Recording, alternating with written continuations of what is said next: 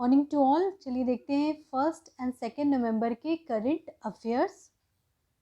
सबसे पहले तो क्वेश्चन ऑफ द डे था, Meta is the new name of. तो जी हाँ, ये फेसबुक का नया नाम है और इंस्टाग्राम और व्हाट्सएप का नाम सेम रहेगा। फेसबुक ने ये डिक्लेयर किया है, लेकिन फेसबुक का नाम जो है वो मेटा अब से हो जाएगा। India has endorsed a website as announced in G20 summit.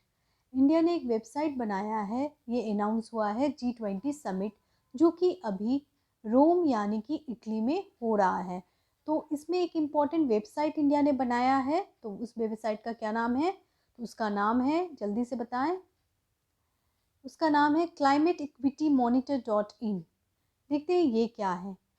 climateequitymonitor.in website है जो इंडिया बनाया है, ये बताने के लिए कि इमिशन गैप कितना ज़्यादा है एक डेवलप्ड कंट्रीज़ में और डेवलपिंग कंट्रीज़ में।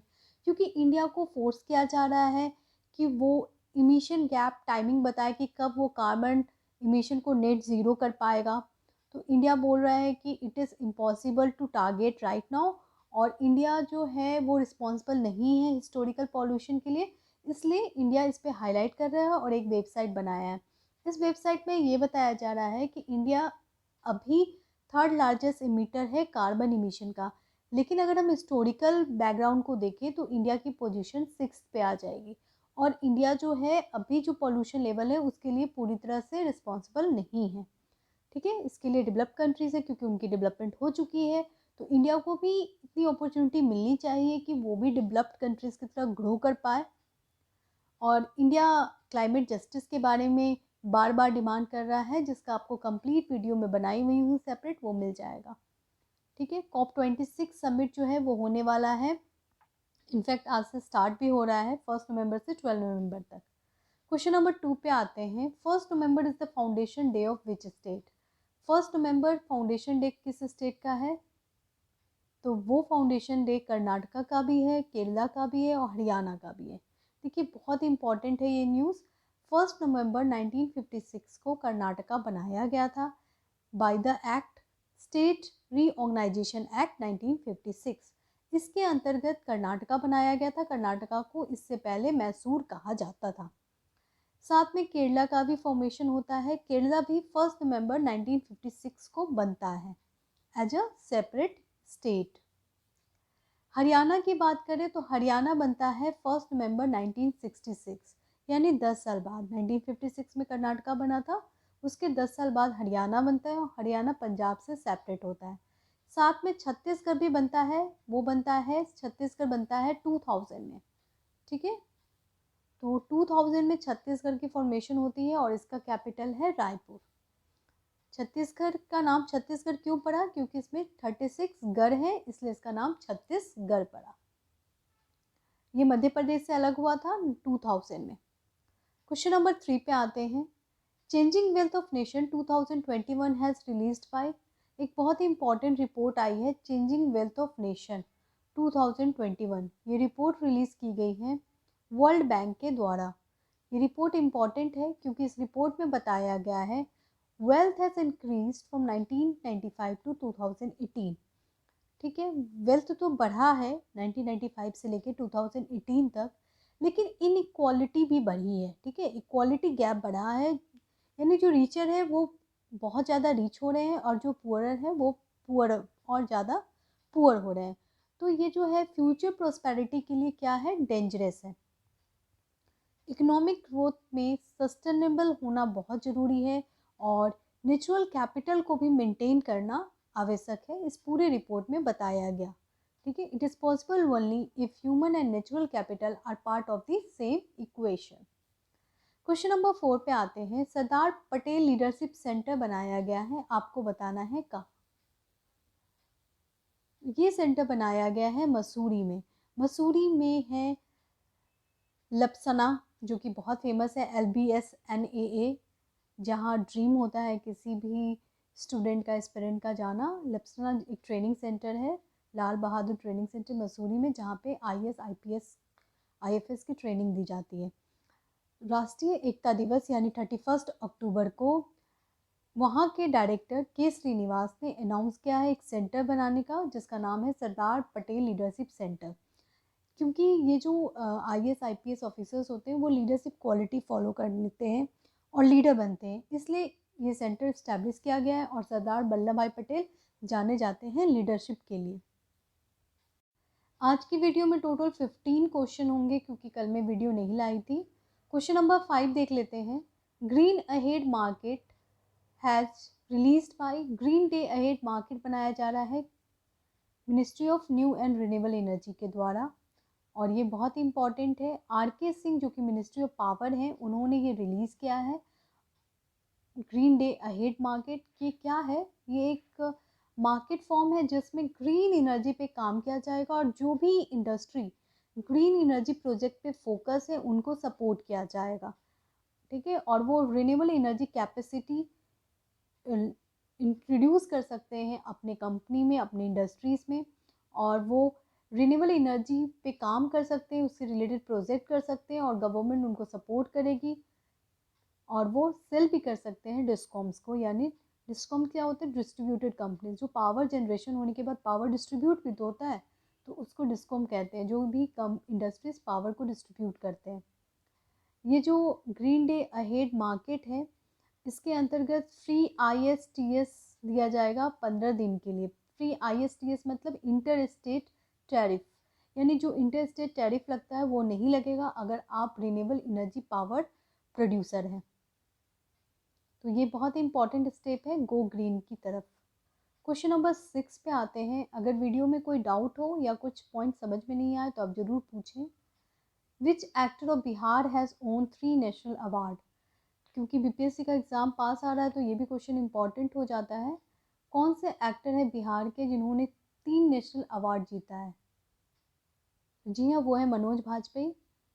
ये बिहार से बिलोंग करते हैं, वेस्ट चंपारण से, और इनको मिला है 3 बार नेशनल अवार्ड। अभी हाल में वेंकैया नायडू जो कि वाइस प्रेसिडेंट ऑफ इंडिया हैं, उन्होंने 67th नेशनल अवार्ड इनको दिया है फॉर भोसले मूवी, ठीक है। उसके अलावा भी उनको 2 अवार्ड पहले मिल चुकी है। एक तो मूवी थी सत्या, ये आई थी 1998 में आई थिंक, उस समय इनको अवार्ड मिला था। और उसके अलावा एक मूवी आई थी पिंजर, ये आई थी 2003 में, इस टाइम इनको अवार्ड मिला था। ब्रांड एम्बेसडर ऑफ ग्लोबीज न्यू बैंक भी अपॉइंट किया गया है मनोज बाजपेयी को, इसलिए ये भी न्यूज़ इंपॉर्टेंट होता है। ग्लोबीज न्यू बैंक किनको अपॉइंट किया गया है? मनोज बाजपेयी को एज ए ब्रांड एम्बेसडर। ग्लोबीज जो है वो क्या है? एक इन्वेस्टमेंट बैंक है। क्वेश्चन नंबर 7 पे आते हैं। Which of the following country has launch its man ocean mission Samudrayaan? Samudrayaan launch किया गया है इंडिया के द्वारा, बहुत इंपॉर्टेंट न्यूज़ है। इंडिया ने अपना पहला मैन ओशन मिशन लॉन्च किया है, समुद्रयान। इसके अंतर्गत क्या होगा? इसके अंतर्गत अंडर वाटर व्हीकल्स बनाया जाएगा, और अंडर वाटर व्हीकल जो है बहुत इम्पॉर्टेंट है अगर वाटर वॉर होता है, ठीक है। तो ये स्ट्रेटेजिकली बहुत इम्पॉर्टेंट है। तो बहुत सारी डेवलप्ड कंट्रीज़ जैसे कि अमेरिका, चाइना, रशिया, इन सब के पास है ये अंडर वाटर व्हीकल। तो इंडिया भी इस फील्ड में आ गया है और समुद्रयान के अंतर्गत अंडर वाटर व्हीकल डेवलप कर रहा है। और ये अनाउंसमेंट की गई है minister of science and technology doctor Jitendra Singh के द्वारा। और ये कहाँ पे बन रहा है ये समुद्रयान? बहुत important, first man mission Samudrayaan जो है वो बन रहा है चेन्नई में। ध्यान रखें, first man mission ocean mission Samudrayaan setup at Chennai. Deep ocean mission बहुत ज़्यादा इंपॉर्टेंट है। इसके अंतर्गत अंडर वाटर व्हीकल्स बनाने की बात चल रही है, साथ में अंडर वाटर रोबोटिक्स बनाने की बात चल रही है। इसके अलावा भी बहुत सारे काम किए जाएंगे। एक्चुअली इसका मेन पर्पस ये भी है कि समुद्र के अंदर जो भी पॉलीमेटेलिक नोड्यूल्स हैं यानी मेटल्स हैं, उनको भी एक्सट्रैक्ट किया जाए, उनको भी एक्सप्लोर किया जाए और इक्वल अपॉर्चुनिटी दी जाए सारी कंट्रीज़ को कि वो एक्सप्लोर करें इनको। इसी के अंतर्गत डीप ओशन मिशन बनाया गया है। और पॉलीमेटेलिक नूडल्स की बात की जाए तो उसमें आते हैं मैंगनीज़। माना जाता है कि वाटर में सबसे ज़्यादा मैंगनीज़ है 92.6, उसके अलावा निकल है, फिर कॉपर है, फिर कोबाल्ट है। तो डीप ओशन मिशन का एक्सप्लोरेशन भी एक पार्ट है, बहुत इंपॉर्टेंट पार्ट है, जिसके अंतर्गत पॉलीमेटेलिक नोड्यूल्स निकाला जाएगा, ठीक है। और इंडिया के लिए ये बहुत अच्छा है क्योंकि इंडिया की इकॉनमी ग्रो करेगी। क्वेश्चन नंबर 8 पे आते हैं, who will launch the pneumococcal conjugate vaccine across the country. जी हाँ, एक बहुत ही इंपॉर्टेंट वैक्सीन आया है जिसका नाम है न्यूमोकोकल कॉन्जुगेट वैक्सीन, जो कि निमोनिया बीमारी के लिए है और ये इंडिजीनियस वैक्सीन है और पहली बार पूरे कंट्री में लॉन्च किया जा रहा है। किनके द्वारा? तो मनसुख मंडाविया के द्वारा, जो कि हेल्थ मिनिस्टर है। ठीक है, तो इसीलिए वो लॉन्च कर रहे हैं इसे, क्योंकि वो हेल्थ मिनिस्टर है। न्यूमोकोकल वैक्सीन के बारे में ज़रूर जान लें, क्योंकि 2020 यूपीएससी एग्ज़ाम में इससे क्वेश्चन आ चुका है। ये जो वैक्सीन है ये इंडिजीनियस वैक्सीन है और निमोनिया के लिए भारत में सबसे ज़्यादा बच्चों की डेथ निमोनिया से ही होती है और ये बहुत ही बड़ी डिस्कवरी है। क्वेश्चन नंबर 9 पे आएंगे, Ghasiyari Kalyan scheme has recently launch by. Ghasiyari Kalyan scheme launch किया गया है देहरादून से, उत्तराखंड में ये लॉन्च हुआ है। ये स्कीम के अंतर्गत क्या है कि वीमेन को प्रोटेक्ट करना है वाइल्ड एनिमल से और साथ में जो काऊ वगैरह हैं उनकी भी प्रोटेक्शन करनी है, उनको प्रॉपर फूड वगैरह प्रोवाइड करनी है, उनको प्रॉपर इस्टेब्लिशमेंट देनी है। ठीक है, और इस योजना का नाम बहुत इम्पॉर्टेंट है, घासीयरी कल्याण योजना। ठीक है, ये कैटल के लिए भी लाया गया है और साथ में विमेन प्रोटेक्शन के लिए भी लाया गया है। अगर हम उत्तराखंड की बात करें तो उत्तराखंड बहुत ही ज़्यादा रिनाउंड है नेशनल पार्क के लिए, जैसे valley of flower, Nanda Devi, Corbett national park. ठीक है, तो वहाँ पे क्योंकि इतने सारे फॉरेस्ट है, नेशनल पार्क है, तो वहाँ पे प्रोटेक्शन भी हो सकता है, ज़रूरी है विमेन का वाइल्ड एनिमल से। क्वेश्चन नंबर 10 पे आते हैं, world first and India's largest landfill gas to compress biogas plant inaugurated in which state. India का सबसे बड़ा और वर्ल्ड का पहला बायोगैस प्लांट कहाँ सेटअप किया जा रहा है? तो ये सेटअप किया जा रहा है तेलंगाना, हैदराबाद में। ये न्यूज़ इम्पॉर्टेंट है, compressed biogas plant setup at Hyderabad, Telangana. इसके अंतर्गत क्या होगा? इसका पर्पस यही है कि बायोगैस प्लांट पे शिफ्ट होना है और कार्बन सिक्वेशन करना है। कार्बन सिक्वेशन का मतलब होता है कार्बन को सिक्वेंस करना है, यानी कि कम करना है, इन्वायरमेंट में कार्बन इमिशन को कम करना है और ग्रीन हाउस गैस इमिशन को भी रिड्यूस करना है और ग्रीन एनर्जी की तरफ मूव करना है। इसीलिए ये प्रोजेक्ट लाया गया है, कॉम्प्रेस बायोगैस प्लांट।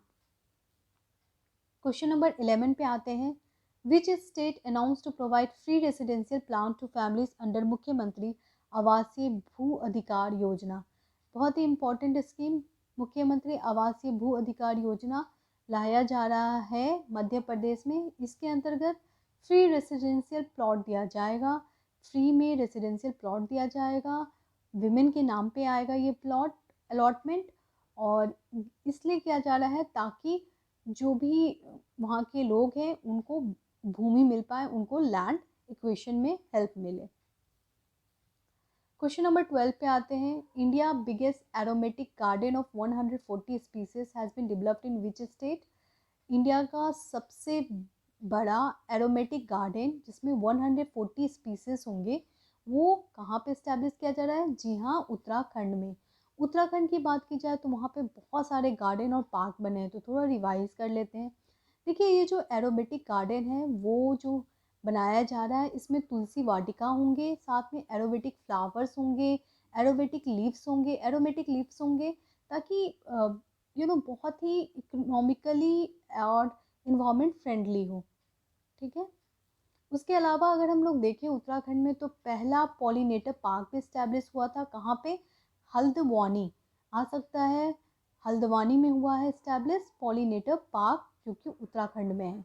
और फर्स्ट क्रिप्टोगैमिक पार्क भी इस्टेब्लिश किया गया है, फर्स्ट क्रिप्टोगैमिक गार्डन याद होगा आपको, ये देहरादून में किया गया था, जहाँ पे डिफरेंट टाइप ऑफ फंड्स को प्रोटेक्ट किया जाएगा। क्वेश्चन नंबर 13 देखते हैं, 7 frigate P11 35.6 class for the Indian navy launch eight which country. देखिए, एक बहुत ही इंपॉर्टेंट शिपयार्ड जिसमें 7 फ्रिगेट है, P11 35.6 जो है वो लॉन्च किया गया है किस कंट्री से? तो ये लॉन्च किया गया है रशिया से।